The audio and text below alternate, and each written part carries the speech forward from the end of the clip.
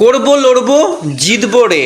এই বছরও কিন্তু আইপিএলে জেতা কিন্তু হলো না নাইট বাহিনীর। হ্যাঁ, সেরকমটাই কেকেআরের অবস্থা হলো।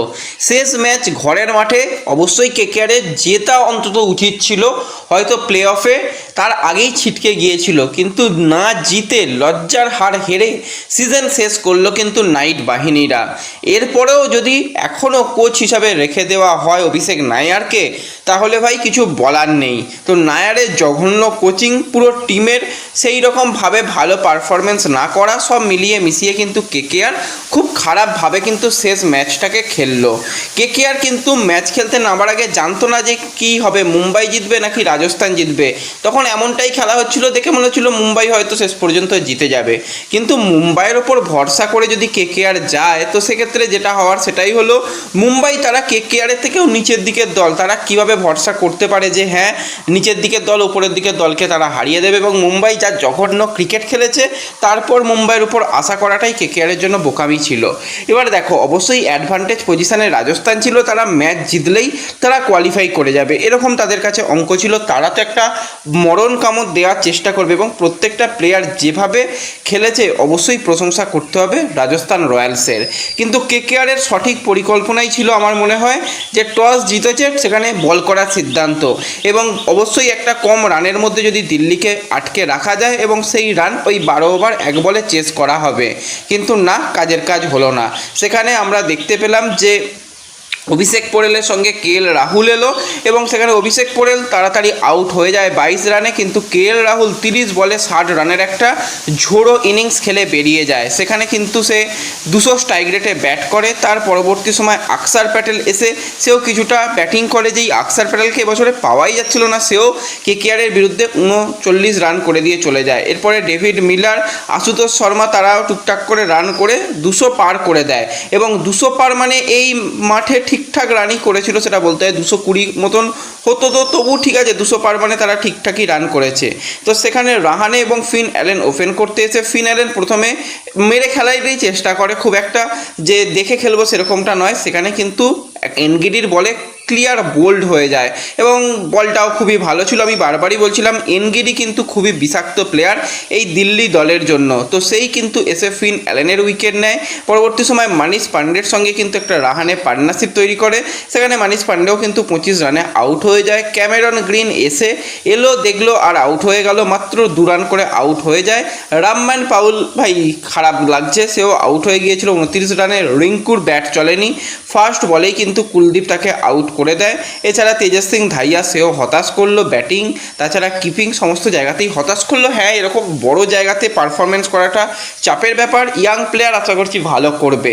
এবং শেষে আর বোলারদের পক্ষে কিছু করার ছিল না, তারাও কিন্তু পরপর আউট হয়ে যায়। এবং এখানেই এক্সের ছোবল বিষাক্ত। মিচেল স্টার্ক সে 3টে ওভার বল করেছে, মাত্র 26 রান দিয়ে 2টো উইকেট নিয়েছে। সেও কিন্তু একজন এক্স কেকেআর প্লেয়ার বলতেই হয়। এবং এছাড়া কুলদীপ যে পারফরমেন্সটা করলো, সে একাই কিন্তু কেকেআরের ব্যাটিংটাকে পুরো শেষ করে দিয়েছিল। 4 ওভারে 29 রান দিয়ে 3টে উইকেট নিয়ে কিন্তু ম্যাচ পুরোপুরি বদলে দেয়। এছাড়া এনগিডি বলছিলাম বিষাক্ত প্লেয়ার, সেও কিন্তু 3টে উইকেট নেয়, 4 ওভার 3 বল করে 27 রান দিয়ে উইকেট নেয়। আকসার প্যাটেলও একটি উইকেট নিয়েছিল। কিন্তু কেকেআর শেষ ম্যাচে যেখানে বড় ব্যবধানে জেতা দরকার, সেখানে কেকেআর কিন্তু 18 ওভার 4 বলে অল আউট হয়ে গেল। দিল্লি উল্টে 40 রানে ম্যাচ জিতে নিল, এবং ম্যাচ জিতে নেওয়ার ফলে দিল্লি তো আগেই ছিটকে গিয়েছিল। দিল্লি কেকেআরের ওপর ফিনিশ করলো, 14 ম্যাচে 14 পয়েন্ট নিয়ে 6 নম্বর পজিশনে ফিনিশ করলো। কিন্তু দিল্লি, সেখানে কেকেআর কিন্তু 14 ম্যাচে 13 পয়েন্ট নিয়ে 7 নম্বর পজিশনে ফিনিশ করলো। এবং সিএসকে, এমআই, এলএসজি তার পরপর তো রয়েছে। তো টানা 2 বছর আমরা দেখলাম যে খুব একটা ভালো পারফরমেন্স করাতে পারলো না আজিঙ্কা রাহানে। সেখানে 2025 আইপিএলে কেকেআর 14 ম্যাচে 12 পয়েন্ট পেয়েছিল। এবারে আর যাই হোক, কেকেআর কিন্তু 13 পয়েন্ট পেয়েছে, 12 পয়েন্টেই থাকতো। ওই একটা ম্যাচ বৃষ্টির জন্য একটা পয়েন্ট এসেছিলো বলে 13 পয়েন্ট পর্যন্ত পৌঁছেছে, তা না হলে কেকেআরও এই একই রকম জায়গায় থাকতো।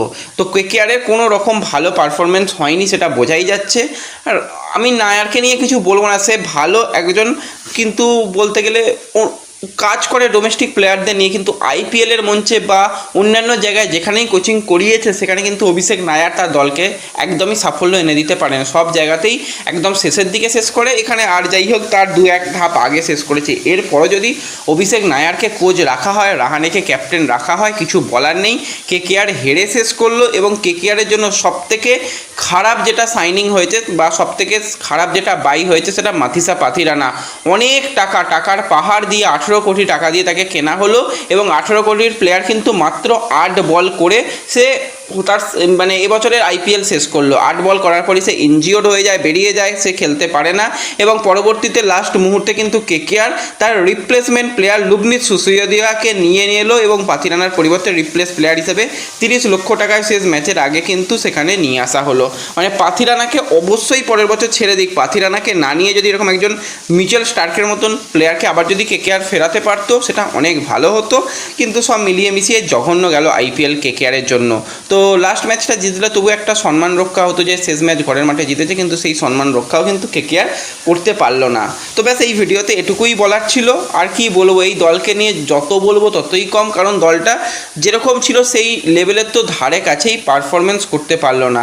তার মধ্যেই কিছু যদি ভালো বলতে হয় তার মধ্যে আমি অবশ্যই বলবো কার্তিক ত্যাগী যে এতটা ভালো বোলিং করবে, এই রকম লেভেলের যে পারফরমেন্স করবে সত্যি কেউ এক্সপেক্ট করেনি প্রথম থেকে। সেখানে কার্তিক ত্যাগী কিন্তু অবশ্যই সফলতম প্লেয়ার এই দলের জন্য।